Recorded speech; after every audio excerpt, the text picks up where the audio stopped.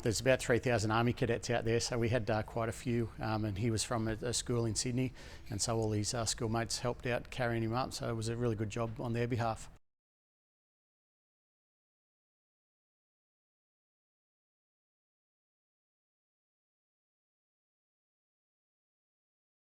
A small but passionate group taking a stand against BP's announcement.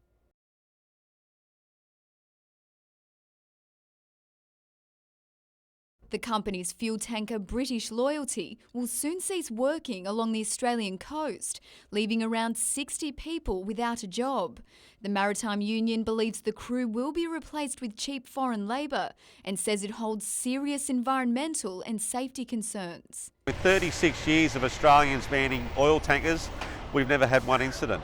Yet every month, AMSA, the Australian Maritime Safety Authority, detains one foreign manned tanker in Australia for safety breaches. Workers are also worried about how the decision may affect the industry's long-term future. This ship goes, it just sets the way for it to happen to everyone else, to happen to every other ship on the coast. So we've got to make a stand. A spokesperson for BP says with the closure of Queensland's Bulwer Island refinery later this year, there will be no petroleum products requiring transportation, prompting the return of the vessel to the company's international fleet. BP ships enough product around here in our calculations to have 2 Australian manned tankers on the coast. So we'd like the opportunity to sit down with BP and discuss our concerns. Renee Feder, NBN News.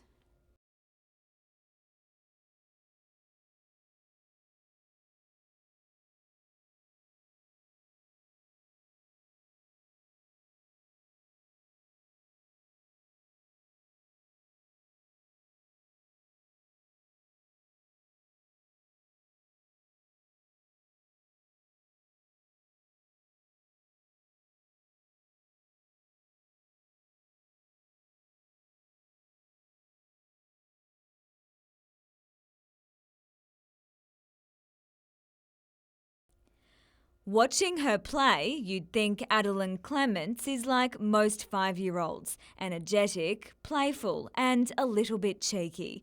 While her dad Michael says she's certainly all of those things, she's also battling 2 types of cancer and a red blood disorder that make her 1 in 70 million. And to save her life, she desperately needs a bone marrow transplant. We're looking at months with her if we don't get one. We're not looking at years. The problem is finding a match, and they've been searching now for 4 months. This morning, New FM's Kim Sargent Steve broadcast from the Blood Donor Centre in Newcastle, encouraging people to come in, donate and register to be a bone marrow donor. We're waiting on quite a few phone calls from the hospital in different areas, and every time it rings we just hope that we found a match. If you're aged 18 to 30 and can donate blood, you could be Addie's key to survival, and helping out is easy. We take another sample of your blood. There's an extra form to fill out, and within 24 to 48 hours, you're on a network that could potentially save a life. Newcastle, it could be Addie, it could be anyone around the world. And experts say the transplant itself isn't as complicated as it sounds. What we do is we give you an injection 4 days prior. That coaxes the stem cells out of your bone marrow, and then it's very much like blood donation to donate the bone marrow. For Addie and her family, the search continues. In the meantime, her dad knows she'll keep on fighting. Surprises us every day, gets up and does not stop until bedtime. Hopefully within the next couple of months we can find someone and start a new journey and get on to recovery. Vivian von Drainen, NBN News.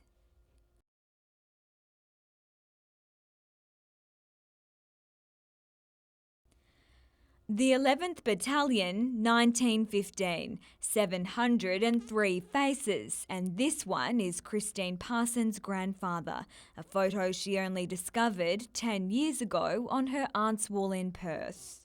I was just blown away because I didn't know that my granddad was an Anzac. Since then, she's been trying to learn more about him and his journey in World War I. He went over aged just 22 and was one of the first soldiers to land at Anzac Cove that fateful day. He fought on the Gallipoli Peninsula there for 3 days before he was wounded. Luckily for Christine, his journey had a happy ending. Granddad came home, married his sweetheart, had 5 children, and one of those children was my dad. Now a grandparent herself, she's preparing to travel to Turkey for the 100th anniversary commemorations of the Anzac landings, a journey that's not just important to her, but her whole family. I'm just getting really emotional thinking about it. Just knowing that 100 years ago that my granddad was there and did what he did. Vivian von Drainen, NBN News.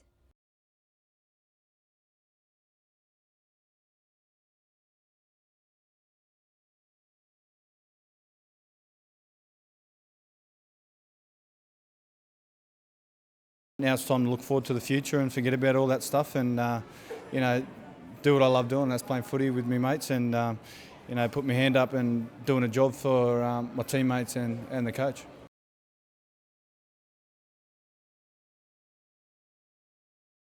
We're really careful of every game. I don't think we can look too far ahead. I don't think we've earned the right to do that just yet.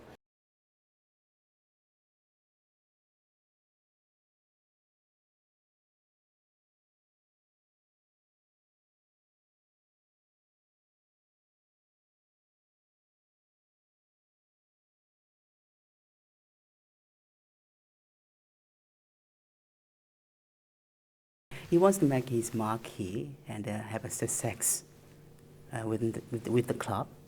And then his ultimate goal is to go to Europe, playing in Europe.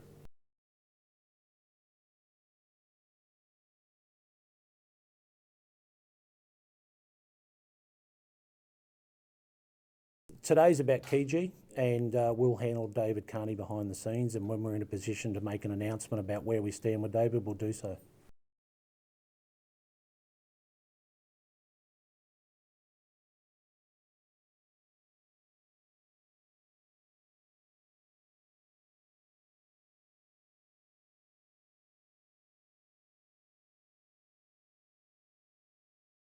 He had a bit of some tendinitis issues early on in his pre-season, but over the last 6 weeks in particular, and again over the pre-season games, he's actually played and got better every week.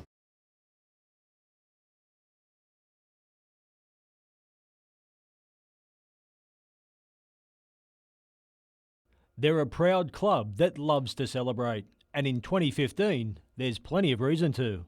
We're really proud of ourselves and our achievements, and we're looking to make this a full year of celebration. The Waratahs are marking their Diamond Jubilee with several events planned throughout the season. It's estimated more than 3,000 players have represented the club over the past 75 years, and it's produced some Wallaby greats along the way. Significant number of players, a significant number of premierships, a club that's rich in history, having many internationals, 2 Australian captains in Cyril Burke and John Hipwell. Today, 2 good mates were back at the ground they know well, reminiscing about old times. 89-year-old Jack Frost is a club legend who played against many touring teams in his time in the red jersey. I played against the 1949 Maoris from New Zealand, the 1951 All Blacks, the 1952 Fijians. David Botel, meanwhile, remembers playing rugby union when it was a different type of ball game. We had a couple of blokes from, other clubs that I can remember. If you were laying on the ground and nowhere near the ball, they give you a kick in the ribs to let you know they were the opposition. The current crop kicks off its 2015 NHRU campaign against the Wanderers in a heritage game on April 11. Michael Kane, NBN News.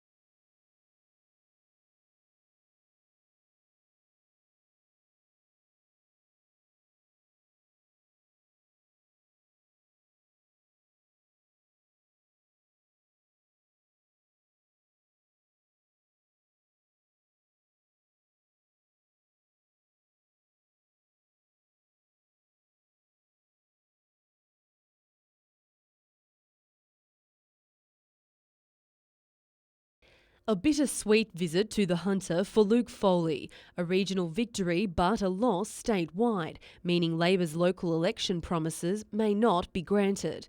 But the opposition leader says his MPs are ready to fight. They'll be championing their community's interest to champion their local communities. It's a team of eager beavers, enthusiastic new members, champing at the bit to represent their community in the state parliament. One goal, a new high school in Medowie. My advice to the Baird government is come up with the goods or Kate Washington will never leave you alone. It's time that to just keep pushing, and it's not over.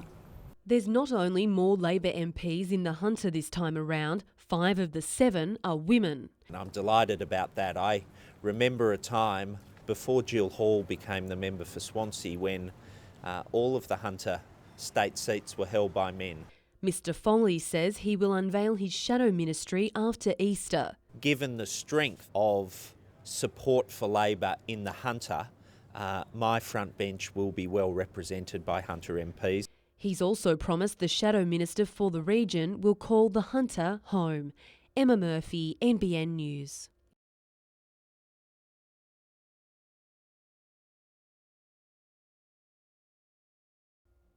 It's 12 months since the $1.7 billion Hunter Expressway opened. Roads and Maritime Services says the link is coping well and reducing travel times for around 20,000 motorists a day. And despite initial uncertainty about how Branxton would cope, some businesses have been pleasantly surprised. We've really picked up business in the last 12 to 18 months, but particularly the last 12. We've had to employ new staff and change the girls' roles and things to make sure that they can serve customers. So we've been busy. The outlook is also positive for Branxton Hardware.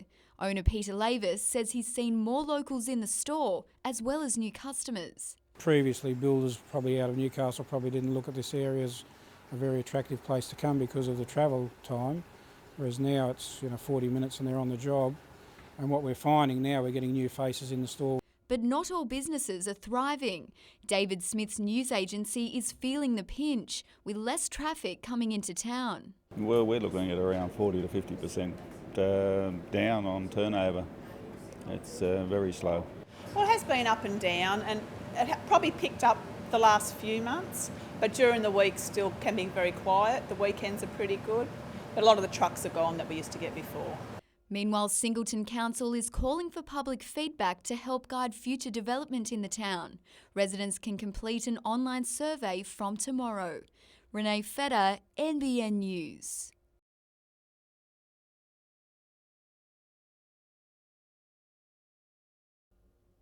She's the puppy that's captured hearts across the Hunter. Just 3 weeks ago, the RSPCA found Lucky dumped in bushland near Curry after being hit on the head with a rock. 9 of her siblings didn't survive.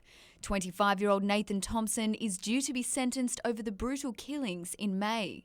The support from the public and the concern's been astounding, and it's really highlighted the work that we do here at the RSPCA and just how important we are in terms of looking after animals from these awful cruelty cases.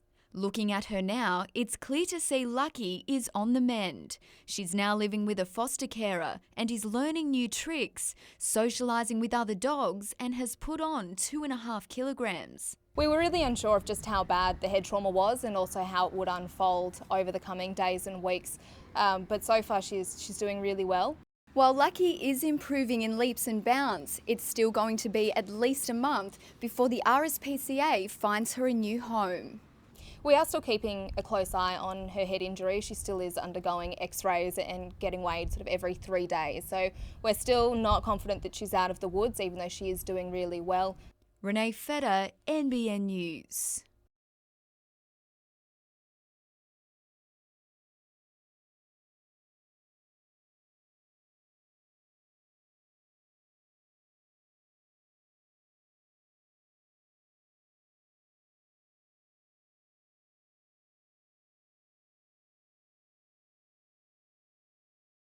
Falls prevention is really simple.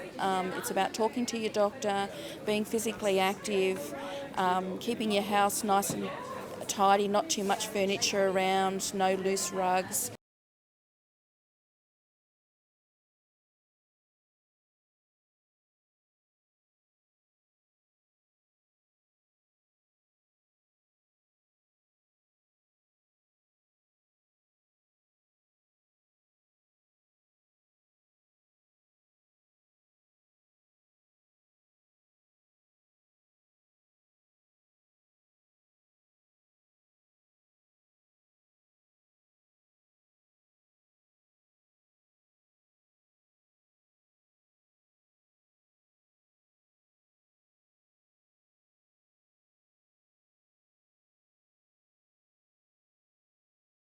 After beating Penrith last weekend, The Knights are alone on top of the table. the emotion spilled over. It's always enjoyable when you're winning. It's been a different start to previous years, but just all the hard work's paying off for us. It was a solid all-round performance in attack and defence, and the coach wants more of it. Haven't played our best, I don't think, yet, but really competed hard and made sure that we stayed close enough in the contest to get a win. The Newcastle Knights are 4 wins from 4 starts, and they come up against the Dragon side fresh off the back of an impressive victory over Manly. And one thing that Rick Stone's side knows, they can't take the Saints lightly. Yeah, Manly's a good side and they rolled them, so we'll just have to keep working on how we've been going. We've got to complete more sets, and if our D keeps going the way it is, we should come close to winning. And there's some key Dragons that prop Cade Snowden knows need to be kept quiet this Saturday night. I think Champ Merrin, he's probably been one of the best players, so if we control him and control Benji, we should control the game. Tyler Randall has been used wisely off the bench so far this season. He believes he could play a big role this weekend. I'm confident I can get a game and come off the bench and play a few different positions, whether that be hooker or in the half or whatever, and yeah, hopefully get a start there. Michael Kane, NBN News.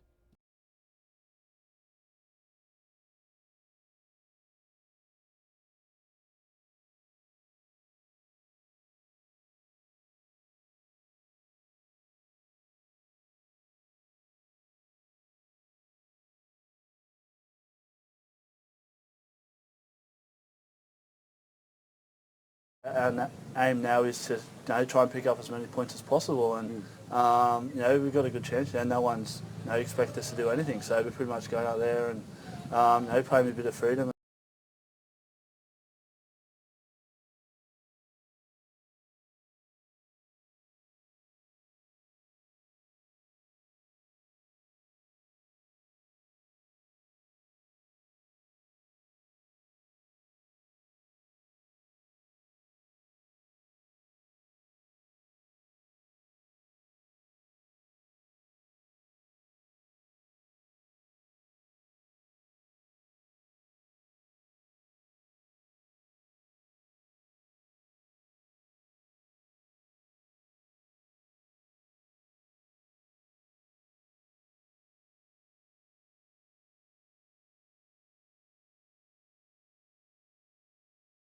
It's a scholarship program designed to get students to play where they currently pay. A lot of players that are playing in the Newcastle competition are uni students, so it gives us an ability to try and keep some of the better players here. The $5,000 scholarships are aimed at first-year students in engineering, medicine, business and law. We did that through the university scholarship program. This is not something that's being run just by University Rugby Club. We're doing this through the University of Newcastle and through New Sport itself. It gives a legitimacy to these scholarships. Jack McKenzie comes from Outback Queensland and is one of the first 5 recipients. He's studying medicine and knows just how important the program is. It allowed me to get things like textbooks, to and from training, gym membership, stuff that I can really use to focus on my footy, so it's been fantastic. Will Frost is a former vice-captain of the New South Wales school side. The Armidale product is juggling his studies while pushing for a first-grade spot. Play footy for a really good club and make mates within uni that maybe you might not make if you didn't play footy. Meanwhile, the coach is confident University can produce the goods in this season's NHRU competition, thanks to a blend of youth and experience. Let's just take small steps first. We're putting some systems in place that have worked for us before. The students kick off their campaign against Maitland on April 11. Michael Kane, NBN News.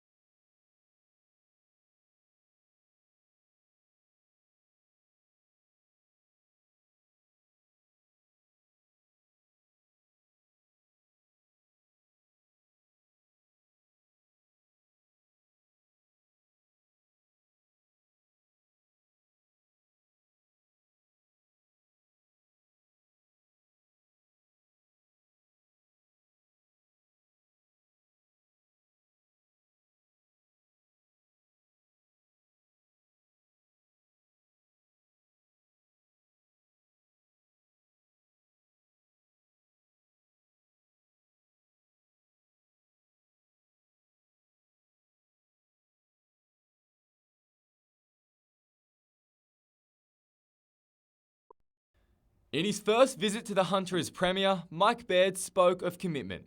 Whether it be Newcastle or the broader Hunter, there's this strong sense across the community we're taken for granted. There's no investment, no interest from government. Well, I think that has been changed absolutely markedly under this government and the local members that are here. But now, with only one Liberal MP, the Hunter no longer has a dedicated minister. Instead, it's a parliamentary secretary shared with the Central Coast. There's no way in the world a parliamentary secretary who lives up on the Northern Highlands, tablelands, will be able to be down here and working all the time, engaging with the people of Newcastle and the Hunter. Luke Foley claims the decision is payback for the large swing to Labor. Will they be punished? Absolutely not. It doesn't matter how particular regions vote. We need to get rid of that in politics. We need to do what is right for this state. But the opposition leader also can't rule out following suit when he unveils his shadow ministry next week. Meanwhile, the former Minister for the Hunter and Transport moved to the Treasury portfolio. Tim Krakenthorpe argues the government owes it to the region to reinstall the rail line. This Premier and the two senior ministers said this would be a referendum on the rail line. Well, walk your talk, ministers, and walk your talk, Premier, because the results are there for everyone to see. Samuel Jordan, NBN News.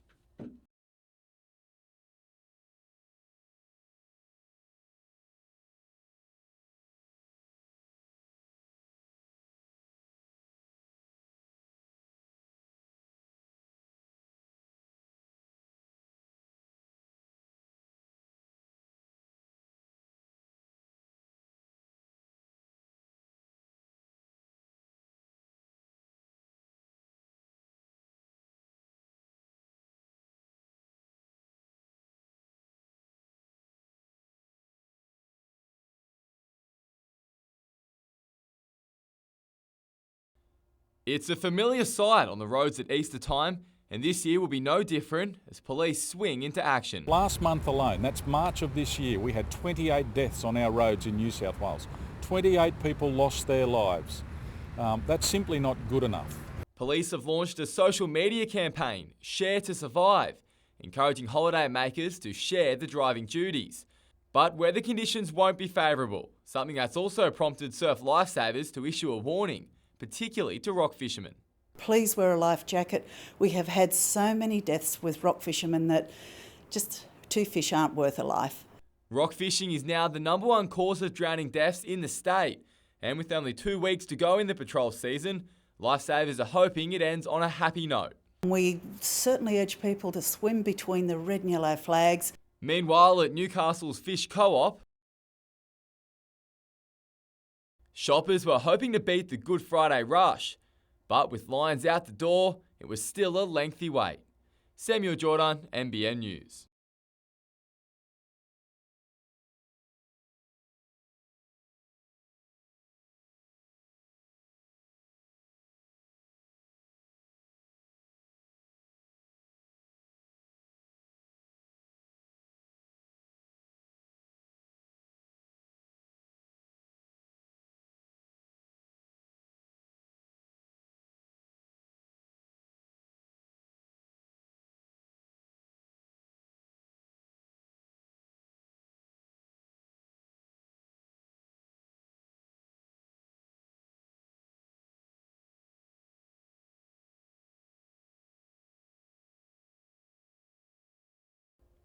Welcome to the absorbing world of Minecraft, a game essentially about building things. You've got materials, you've got ropes, you've got trapdoors, although you wouldn't really put those in. You need skill, but also a sense of adventure. I'm trying to build a roof and giant walls to keep spiders out. Oh yeah, I hate those spiders, they're frightening. How's it going, all right? Yep. Today, dressed in colours of the rainbow for World Autism Awareness Day, students at the Aspect Hunter School demonstrated how Minecraft helps them learn. It's something that we help them to academically meet their program, but it also addresses their autism core competency needs. So Minecraft helps address social skills, communication. It's just an all-in-one package. It's really special. And they're clearly engaged. What do you like about Minecraft? Because you get to create whatever you want. There's no limits. Really is something that makes you always think, what am I going to do next? Aspect has been working on the program for around 4 years and has now produced a virtual textbook, Minecraft in Your Classroom, to share with other teachers. I think of things like students who weren't able to tell us how they were feeling or what they were experiencing. Through Minecraft, they're able to visualise that experience. They're able to tell us a lot more about what's happening inside of them. The resource is free on iBooks and can be downloaded elsewhere. See our website for details.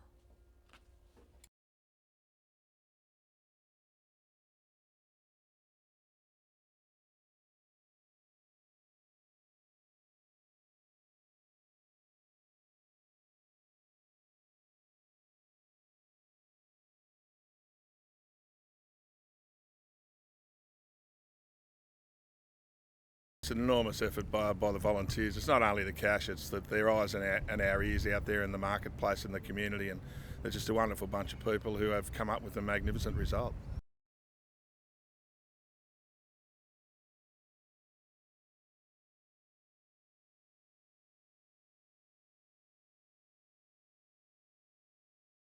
This season, the Jets have made the A-League headlines for all the wrong reasons. But for once, it's their opponent in the spotlight. Perth is facing allegations of serious salary cap breaches, and Football Federation Australia has given the club until Wednesday to respond. For its part, the Glory says it will continue to work with the FFA in an open and transparent manner until the issue is finalised. The Jets were today getting on with the job, unconcerned about the goings-on in the West. We can't control anything that's happening over there in Perth. It'd be nice if it did affect their performance. If they've broken those rules, I'm sure the FFA will deal with it. And one possible way the game's governing body could deal with the situation is a deduction of points, similar to how the NRL dealt with the Melbourne Storm in 2010. Stripping the Glory of all its points would see Newcastle avoid the wooden spoon, despite a disastrous season that's seen 2 wins from 23 starts. You know, whether they've broken rules or not, that's for them to worry about. As I said before, for us it's just concentrating on what we can do. At the moment, that's putting in a good week of training. Michael Kane, NBN News.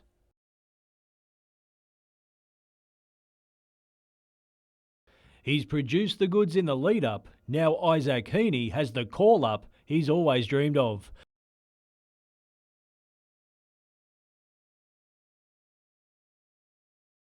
The Cardiff product will play his first AFL match when the Swans meet Essendon on Saturday. So nerves aren't too good for me, I find, so if I can settle those down, then yeah, seem to do all right. It's great just to be named in this side and hopefully get a few minutes on the weekend. Heaney was snapped up by Sydney in the AFL draft, and despite an off-season injury, he went on to show everyone at the club just what he's capable of. Originally, so at the very start of pre-season, I had a bit of knee tendonitis, and then from there, last few months, I've had a fairly solid pre-season and lucky enough to be playing the NAB Cup, and then yeah, great experience to play on the weekend. The 18-year-old was told of his selection yesterday, but not before an April Fool's Day prank. At first they stitched us up, so they told us I originally wasn't playing, and they had the camera set up and the mic and everything, and then yeah, kids cracked a smile, and from there it was all laughs. And he's certainly got the stamp of approval from the skipper. Been really impressive in the short time he's been here. As you would have seen through the NAB, he's a competitive kid. He wants to learn. He's soaked up everything. He's learned our structures really well, and we're really happy and confident he can play a role for us this week. Michael Kane, NBN News.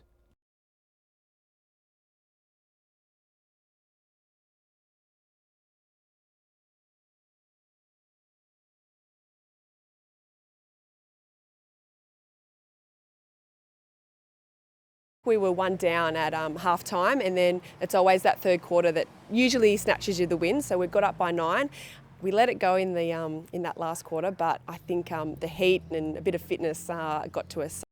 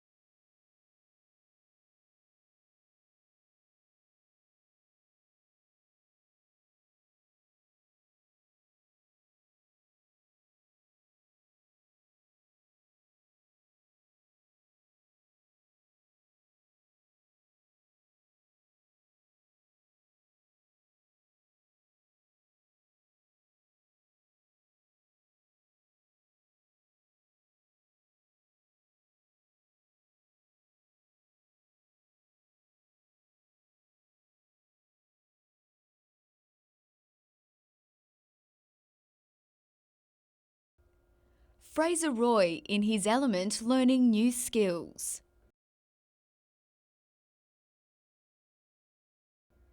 The 6-year-old who's been homeschooled for the past 18 months has autism and severe dyspraxia.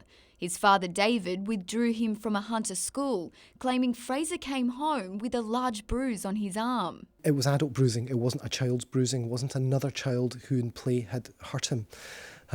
So we took him to the John Hunter Hospital and they measured it, they were very concerned. Mr. Roy says he's not satisfied with the Department of Education and Community's investigation into the matter. There are no bodies out there who can oversee the DC. We've been to child legal support services, disability support services, child protection support services, DOCS, Ombudsman of New South Wales. All have said it is only the DEC that can investigate educational matters. So who investigates the DEC? The department says the principal of the school concerned interviewed the parents and the child directly and that no evidence emerged of an incident occurring. But Mr. Roy says more needs to be done to protect vulnerable children. He'll be making a submission to a nationwide Senate inquiry examining abuse of disabled people in institutions and homes. I wish that other teachers will speak up from what they know goes on in their schools, that the heads of the DEC will speak up and not just accept that policies they've put in place maybe aren't being implemented or maybe are misguided. They need to look at their systems because it's failed us as a family. Renee Feder, NBN News.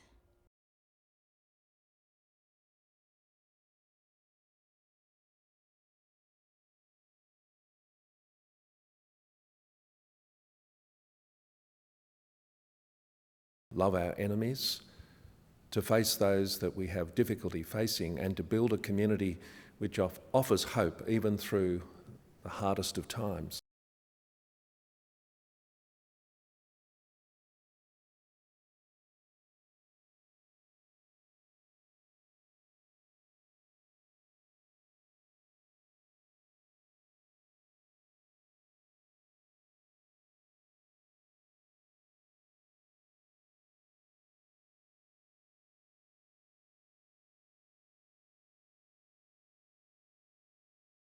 Over the last 2 days there's 1,000 dozen oysters, close to 2 tonne of prawns, 500 kilos of salmon fillet, a few hundred kilos of mullet.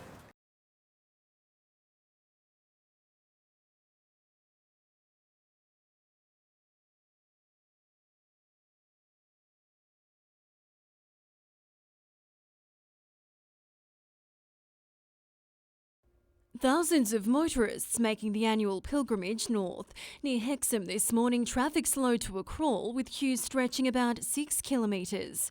Many heeded safety warnings from police stopping at Beresfield's Driver Reviver for a cuppa and a bicky. Greg and Elizabeth McHugh volunteer each year to help man the 24-hour service. Like to help the community and hopefully we might save a few lives on the road by people pulling up and having a cup of tea and just having a bit of a rest. It was also the site of a community education and awareness campaign for organ donation. At the moment there are about 1,600 people on waiting lists in Australia and there's a relatively small amount of people that go on to be an organ donor. It's quite a rare thing in Australia. Last year, 378 organ donors gave more than 1,100 people a new chance at life. The Donate Life network says many don't realise they have to sign up to the Australian Organ Donor Register if they wish to donate. We want them to sort of register that intention and, more importantly, to talk to their family, because that's who we have to discuss this with if we're ever in that situation. For more information, visit the network's website. Lauren Kelly, NBN News.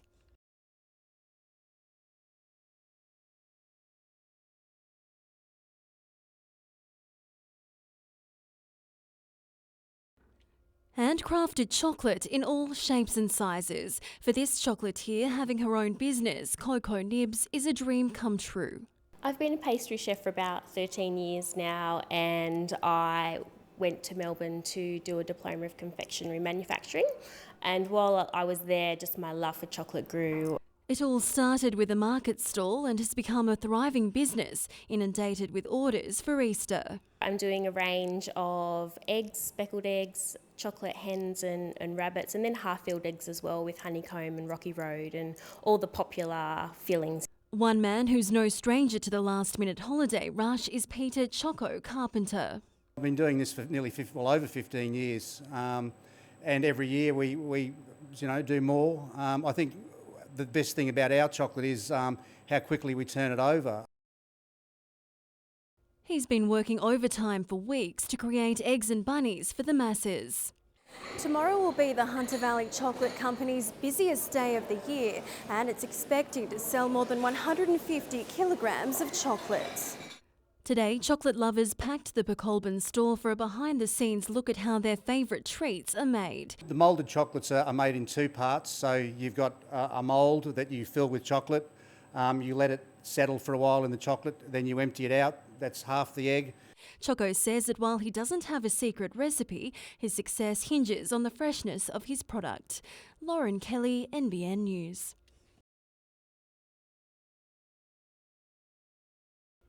The Easter long weekend is here, and for many that means a well-deserved break. But for businesses in Port Stephens, it's a very busy period, and that looks set to continue this year.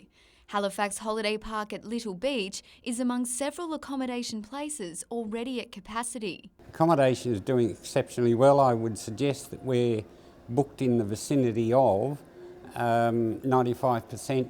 Chairman of Destination Port Stephens, Michael Almer, says tourist numbers are improving each year, with the majority of people travelling from Sydney. Even with less than ideal weather forecast, visitors weren't deterred. No, we still enjoy the swimming part of it. We love the whole vibe of this place in particular. For us, we love being able to walk to so many great places to eat. Weather plays a big part, but there's still a lot to do in the area, rain, hail or shine. Owner of Imagine Cruises, Frank Future, is also feeling positive. He says after a strong summer where 6 baby dolphins were born, there's plenty of enthusiasm for the Easter break. Easter often can be a bit damp, but I've never found that people get too upset about it. And in the bay, of course, it's quite sheltered anyway, so the bay tours, the dolphin watches are always quite well attended. Renee Feder, NBN News.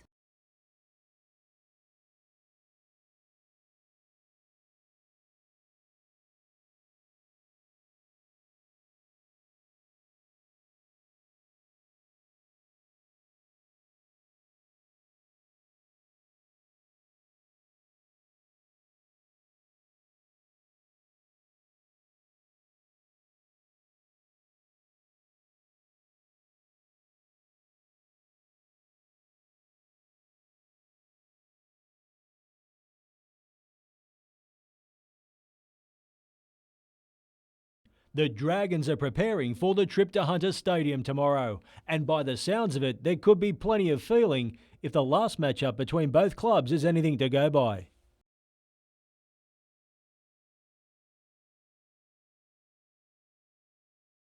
There'll be a lot of emotion in the game, and I'm sure it'll be pretty brutal. The last time the sides met was in round 26 last year, and it was the Knights who prevailed 40 points to 10. A game that still haunts this St George forward. We didn't really come up with the right heads, and we just weren't prepared well enough, and we kind of got rolled over a little bit there. But yeah, this time we're definitely going to be coming prepared. In the Knights camp, former St Jack Stockwell will again play off the bench, and he believes his pack holds all the aces. Having Jeremy Smith and Bowie Scott and Tarek Sims now in the back row, like it's a good hard pack, and I love playing with them. James McManus comes into the side after missing last week's clash with Penrith due to a head injury he received in a training ground accident with Chanel Matautia. Gash above my eye got pretty badly infected, and the infection sort of ran all through my body. I was on pretty much a drip on Friday after training, and I was rattled for a couple of days there, but feeling good now. And Michael Kane, NBN News.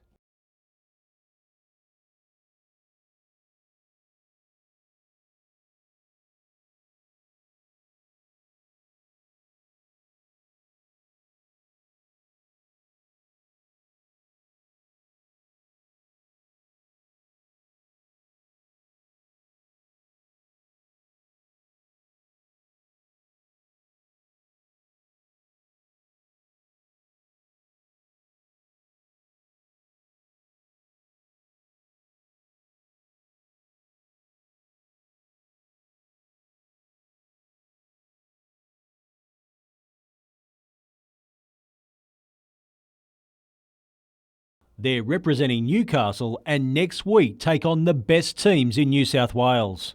In the final throes of preparation, confidence is high. I reckon it's a good team. I reckon we could go out there and come in the top 5 and go to the next level. This under-13 side has a blend of strengths right across the diamond, as well as an overall bond.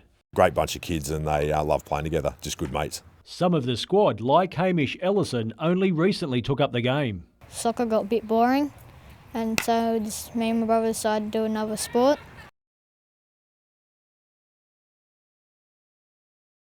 If successful at the State Carnival, the side will then take part at the Nationals for a shot at an American dream. It's called the Junior World Series, what many consider the holy grail of Little League baseball. It's an extremely prestigious event over there. The Little League have done a great job over there. They've played on great stadiums, huge crowds over there. It's a massive worldwide event. It'd just be a dream come true. Like for these boys, a lot of them have been playing baseball for a couple of years. It's really fun. You're definitely part of a team and you just feel good when you do your job. Michael Kane, NBN News.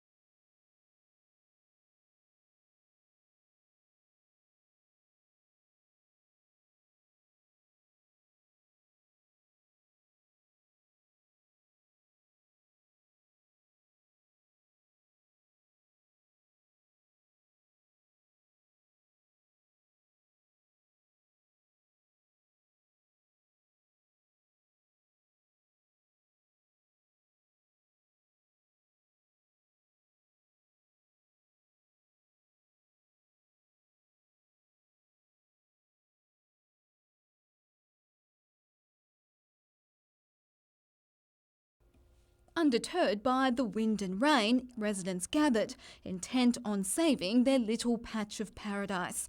They hope to convince Lake Macquarie councillors to vote down a proposal to remove 25 semi-permanent vans from the Belmont Pines Caravan Park and replace them with tourist sites. They will lose their whole asset if that goes. We will lose our community. Jeff Gregory purchased his van 3 years ago and now faces losing tens of thousands of dollars. If we can't sell or leave it to our children now, then we're left with nothing. People have put the last part of their savings to try to provide for themselves. But on top of that, we also have to remove the present structure, dig up all of the concrete and remove that at our own expense. So it's virtually going to cost us to give it up. Council has previously stated its draft management plan is in line with the objectives and principles developed by Crown Lands, but in the end it will come down to councillors to make the final decision. Like all of the councillors, I'm gathering information. We've had quite a number of emails from residents and it will be coming back to council, and my understanding is that the residents will be addressing a full council meeting in the not too distant future. Amanda Douglas, NBN News.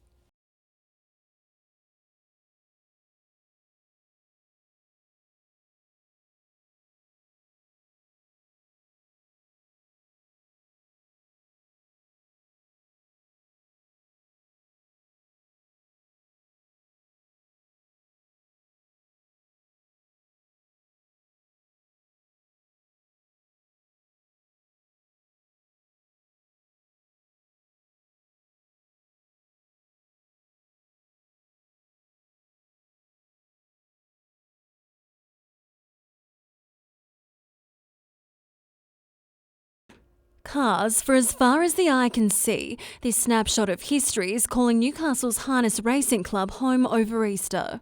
Our hot rods go up to 1948, and then from 1949 to 65 is our customs classics. And it's really your own paint, trim, upholstery, wheels that makes your car your own. The Street Rods and Custom Classic Spectacular brings together entrants from across the country.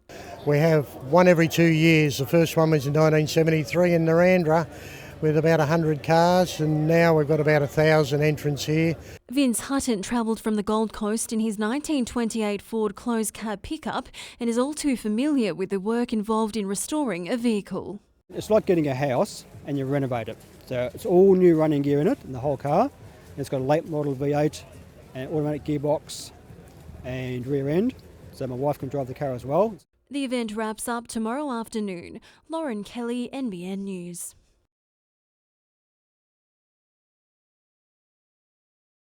Rain, hail or shine, Darryl Luck has been battling the elements for a good cause.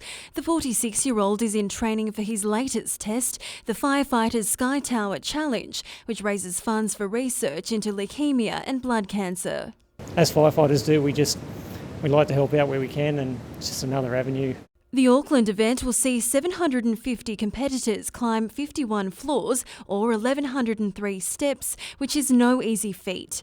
It's made even tougher with full firefighting gear and a breathing apparatus weighing about 25 kilograms. But Luck says he's more than up to the challenge. I sort of got the itch early last year, where I went to the Police and Emergency Services Games in Melbourne and did my first decline there at the Rialto Tower, and got the bug from there. Since then, he's done 3 other events and has upped his training regime. A lot of endurance work, a lot of running, lots of squats and lunges, that sort of stuff. And every week come down here to Merriweather and hit the stairs of all the boot campers as well. Because in Madawi we've got 10 stairs, so it's not really enough to get me by.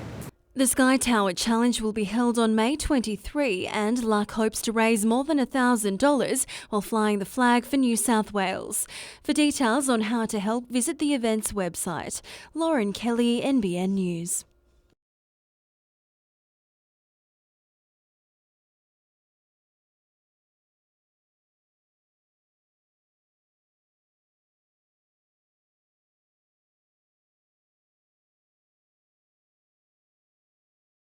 We've got a majority here today, and some are still endeavouring to come, so that's good, you know. And we've still got some stalls going, and we've got some music.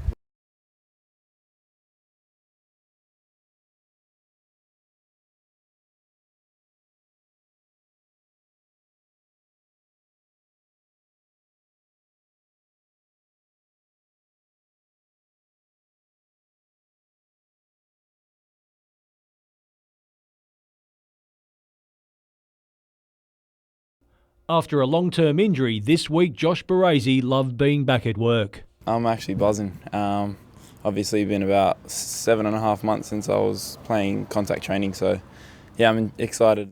It hasn't been an easy time for the 20-year-old. He's been undergoing rehabilitation after a knee reconstruction. Mentally, it's massive. You know, you've got to tell yourself that you're going to be away from the thing that you love. The injury occurred in a friendly match against Italian super club Juventus last August, finishing his season before it even started. You know, unfortunately for Josh, he's sustained the ACL injury, and that's to be confirmed today. But by all indications, that's you know the amount of it. It was like my childhood club. I used to watch them all the time when I was growing up. So to play against them was unbelievable, and then to tear my ACL against them was. Yeah, it wasn't great. Centre midfield is his preferred position, and he showed glimpses of just what he can do playing for the Western Sydney Wanderers youth team before joining the Jets. He's now looking to return to his best by playing in the upcoming NPL season. The league's a lot more physical, I've heard, so it's a good test, and that's what every footballer wants, is a good challenge. The club is still yet to name an NPL coach despite the season kicking off next weekend. As it stands, I remain the NPL coach until further notice. So we continue. The preparation's been quite good for those boys. It obviously starts next weekend, and the boys are switched on and nice and focused. Michael Kane, NBN News.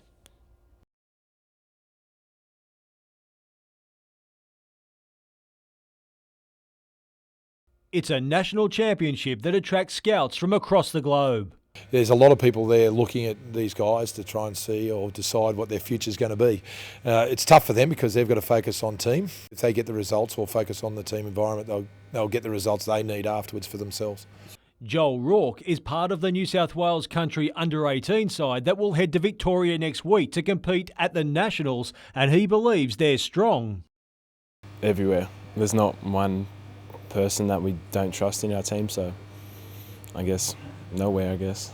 One player who's keen to make a mark on the tournament is Miles Cherry. The power forward is keen to play in the American college system and follow in the footsteps of fellow Novocastrians Ben Simmons and Quatnoy. I'm just trying to focus on the team perspective from now on, but I think if we all take care of our part within the team, then it's going to open up some things for the future for me too. So, as Quat and Ben have done before me, like if you can perform at this titles, then I think it's a big thing to stepping in the right direction. Lara McSpadden has been selected in the girls' side and she knows there's a big challenge ahead. Performing against bigger and better girls, and because I'm a bottom major, there'll be some older girls in the teams as well, so that should be good competition. Joining her in the Blues lineup is Cassie McLean, the daughter of Marty, a former Newcastle NBL player of the past. He was my coach when I was younger, so I think he really helped me to become the player I am now. He compares it a lot to how I play and stuff. If I do something good, he'll compare it to him, and yeah. Michael Kane, NBN News.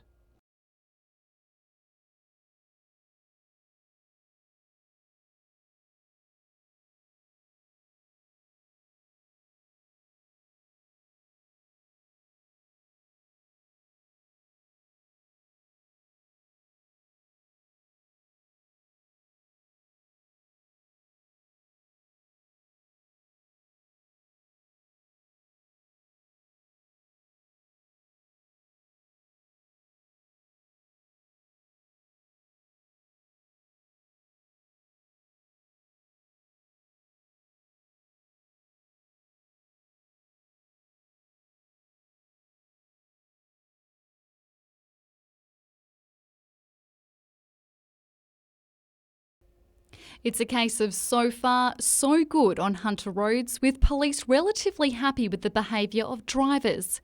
Overall, we've done pretty well given the really bad weather we've had. So people are behaving themselves, which is what we want them to do. In 2014, 6,000 breath tests were conducted in the region. This year, the wet weather has meant that number's down, but a 2-day drug blitz has resulted in dozens of drivers being booked. We did 145 tests and detected 24 positive drug samples, people driving vehicles with illicit drugs in their system. So whilst we lost RBT-wise, we picked up drug-wise as far as detecting people on our roads. Sadly, some other offences have increased, while there have been 7 more crashes resulting in injury compared to last year. It's not a big increase, but any more than one's an increase, and that's we don't like that. Unfortunately, that fatality yesterday at YE with a young child is now deceased. Police believe their strong presence plays an important part in keeping our roads safe. We cancel all our leave and make sure all our vehicles, every vehicle we have in our region, is on the road, so they're visible. That way, people see a police vehicle every 10 to 20 kilometres. They're reminded every time they see one that they need to obey the rules and behave themselves. Meredith Gibbs, NBN News.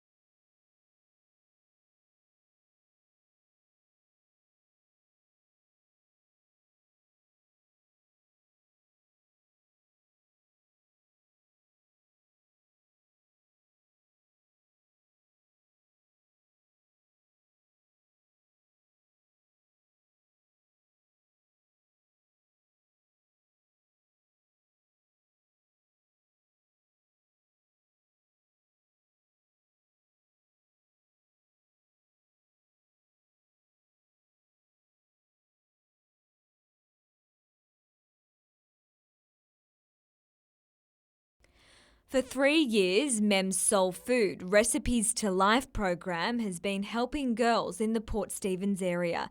During a 10-week intensive course, they learn about everything from life skills to nutrition, fitness, beauty and fashion. We target girls in the community who suffer from anxiety and issues in school or self-harming even, depression. Today, with a little help from the Easter Bunny, Mem Hockley and a few of her graduates held a cupcake decorating fundraiser at Murray's Brewery. This year, the program is changing to a day workshop once a month. That's my goal, is to reach more girls because it does work. The program works. We've got, almost 100% of them change. Today was also a chance for the girls to enjoy being part of the community. We're just creating memories for them too. 14-year-old Brittany Sullivan completed the project last year. It also encourages the girls to stay at school and set goals for the future. I'm going to school every day, smile on my face. I want to be a zoologist. I want to work with animals and yes, what I want to be. The day program begins in June.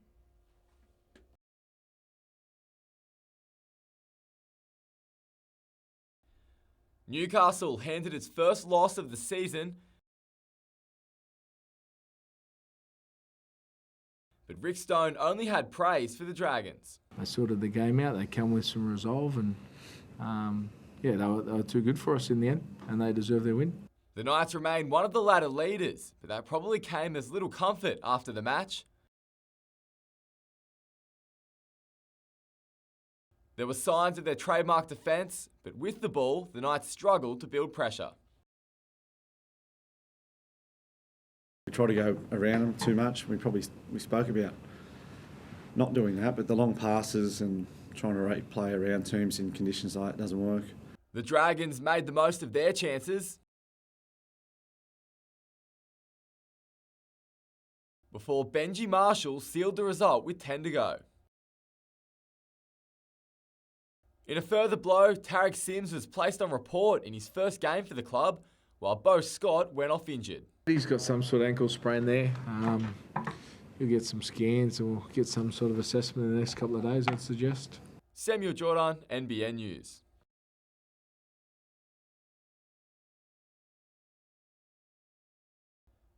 Kicking your first AFL goal on debut at a crucial point in the match. It's the kind of moment sporting dreams are made of.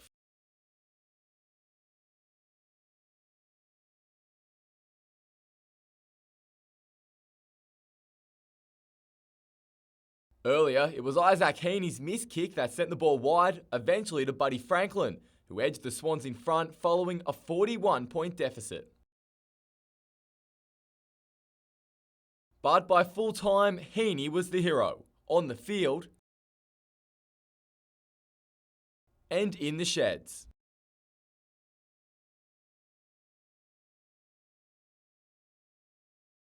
He competes, he runs hard, and whether he's flexible, he can go forward, back or mid. So he got a good taste of what AFL footy's like tonight. Thought he was pretty good. Nelson Bay product Craig Bird also played a key part, producing an incredible snap goal to put the Swans back in the contest. Samuel Jordan, NBN News.